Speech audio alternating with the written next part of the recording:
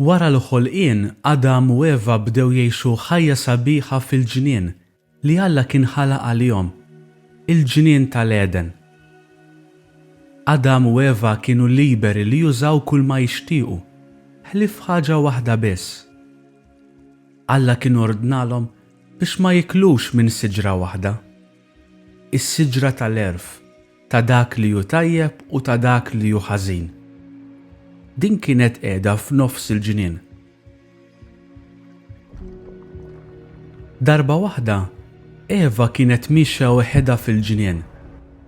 Meta x-xitan kellimha u qalilha: "Veru li Alla qalilkom biex tieklu mis-siġar kollha tal-ġnien?" Eva qaltlu: "Iva, minn barra waħda. Ma nistgħux nieħdu mis-siġra li hemm f'nofs il-ġnien. Jekk nieħdu minnha ma tmutux ta'." Qalilha x-xitan: "Infatti Alla jaf li jekk tieklu minnha, intom issiru qawwijin daqsu, tkunu tafu kollox." Eva ħarset lejn is-siġra. Kienet tidher sabiħa u bi frott tajjeb. Jekk tagħmilha qawwija daqs Alla, mela jfisser li l-frott tagħha huwa tassew tajjeb. Kien mument ta' dubju kbir. Għatet frotta u kilita.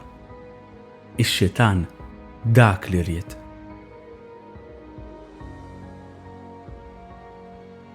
Imbagħad rat lil Adam u għaddietlu frotta.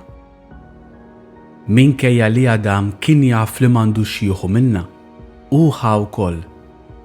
Għalhekk Adam u Eva kisru l-ftehim ma' Alla.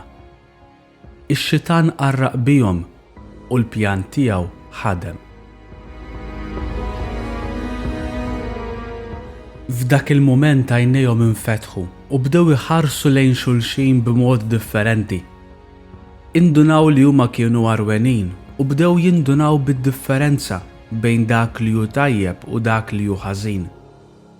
Kienu bdew jistħu minn xulxin.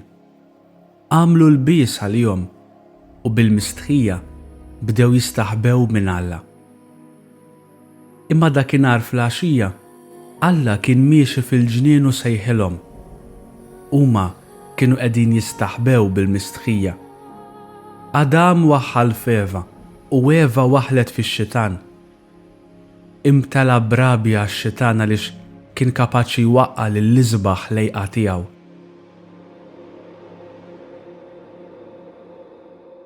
Għalhekk hu keċċa lil Adam u lil Eva mill-ġnien u qiegħed anġlu biex iħares id-daħla tiegħu. U qalilhom li mħabba fek għad imutu u l-ħajja tagħhom tkun waħda jibsa minħabba n-nuqqas ta' ubbidjenza tagħhom. Adam u Eva dimbu u minħabba fek id-dinja ma kienitx se tibqa' l-istess.